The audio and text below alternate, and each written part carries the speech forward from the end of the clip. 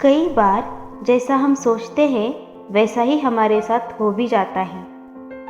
ऐसा तब ज़्यादा होता है जब हम किसी नेगेटिव चीज़ पर ज़्यादा फोकस करते हैं और वो हो भी जाती है। जैसे कि आपने खुद को बचाने के लिए किसी से झूठ बोल दिया।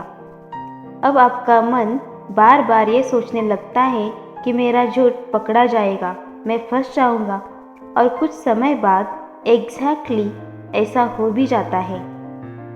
इसी तरह आप किसी दिन बाइक लेकर घर से निकलते हैं पर हेलमेट पहनना भूल जाते हैं। अब पूरे रास्ते आप यही सोचते रहते हैं कि यार कहीं चालान ना हो जाए। आप जैसे ही थोड़ा दूर पहुंचते हैं तो आपको पुलिस रोक लेती है और आपका चालान भी हो जाता है। ये सब चीज़ों का अनुभव आपने भी कई बार किया होगा, और अगर नहीं किया है तो ज़रा अपने दिमाग पर जोर डालकर सोचिए ज़रूर। ऐसा कुछ ना कुछ आपके साथ भी हुआ ही होगा। ये सब होने के कारण है हमारी सोच। जो हम सोचते हैं वो कभी ना कभी हमारे साथ हो ही जाती है, लेकिन नॉर्मली हम इस बात पर विश्वास नहीं करते और बाय चांस हो गया होगा ऐसा मानकर चीज़ों को भूल जाते हैं। अब दूसरी बात आती है कि सोचा हुआ जो होता है वो हमेशा गलत ही क्यों होता है। तो उसकी वजह है हमारी नेगेटिव सोच। हम सभी नेगेटिव चीज़ों के बारे में ज़्यादा सोचते हैं और वही चीज़ हो भी जाती है। जैसे किसी विद्यार्थी का एक सब्जेक्ट का एग्ज़ाम थोड़ा ख़राब हो जाता है तो वो इस बात पर ज़्यादा सोचने लग जाता है कि वो उस विषय की वजह से फेल हो सकता है। ऐसे विद्यार्थी का फोकस पास होने पर कम और फेल होने पर ज़्यादा लग जाता है, जिसकी वजह से वो उस विषय में या तो फेल हो जाता है या फिर उस विषय में तो वो पास हो जाता है, लेकिन किसी और विषय में फेल हो जाता है क्योंकि उसका फोकस फेल्योर पर ज़्यादा होता है। अगर आप इस बात पर विश्वास रखते हैं कि जो हम सोचते हैं वो हो जाता है तो आपको अपनी सोच को पॉजिटिव रखना चाहिए, और इसका क्या फ़ायदा है वो आप इस कहानी के ज़रिए समझ जाएंगे। यह कहानी है एक राजा और उसके मंत्री की।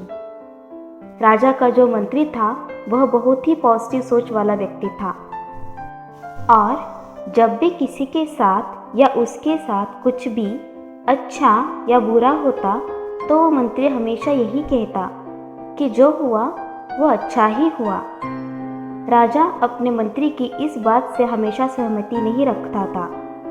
उसका मानना था कि हर बार हर चीज़ अच्छे के लिए नहीं होती, लेकिन राजा अपने मंत्री से इस बारे में कभी कुछ नहीं कहता।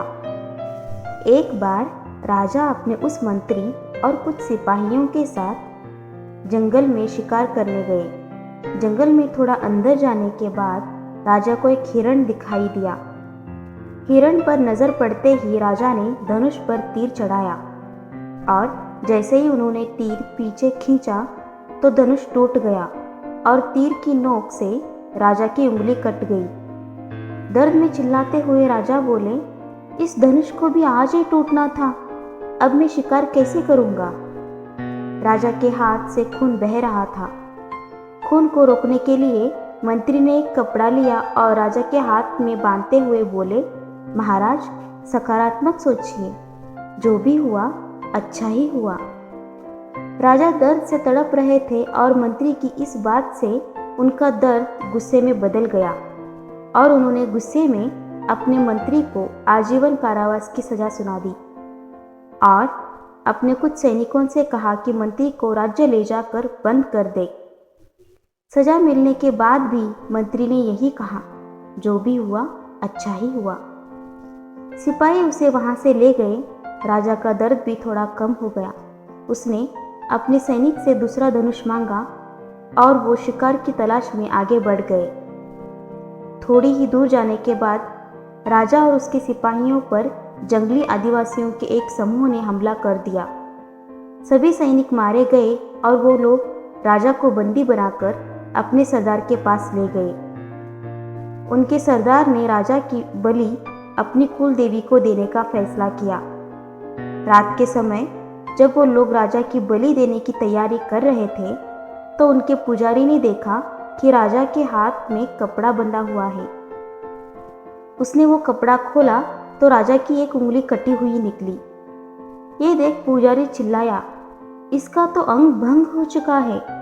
इस अधूरे शरीर की बलि देवी स्वीकार नहीं करेगी। इसे जहां से उठाया था वहीं फेंक आओ। पुजारी की बात सुनकर वो लोग उस राजा को आधी रात में जंगल के बीच छोड़ आए।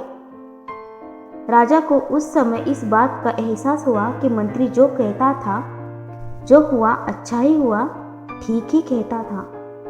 किसी तरह राजा ने वो रात जंगल में बिताई और अगली सुबह अपने महल में पहुंचा और कालकोठरी में बंद अपने मंत्री को बाहर निकालकर सब कुछ बताया। राजा की बातें सुनकर मंत्री बोला, महाराज, मैं तो पहले ही कहता था, सकारात्मक सोचिए, जो भी हुआ अच्छा ही हुआ। मंत्री की बात सुनकर राजा बोला, मेरी जान तो बच गई, वो तो अच्छा ही हुआ, लेकिन मैंने तुम्हारा इतना अपमान किया, तुम्हें सजा दी, तुम्हें एक रात कालकोठरी में बितानी पड़ी, इस सब में तुम्हारे साथ क्या अच्छा हुआ? तो मंत्री बोला, महाराज, आप इस सब घटना का सकारात्मक पहलू सोचिए। अगर मैं आपके साथ होता तो वो लोग हम दोनों को पकड़ लेते। अंग भंग होने की वजह से आपकी बलि तो नहीं चढ़ती, पर मेरा शरीर तो पूरा है, वो लोग मेरी बलि दे देते। इसलिए मेरे साथ साथ कुछ सैनिकों की भी जान बच गई और अब मैं बंदी भी नहीं हूँ और आप भी आज़ाद हैं। इसलिए जो हुआ वो अच्छा ही हुआ।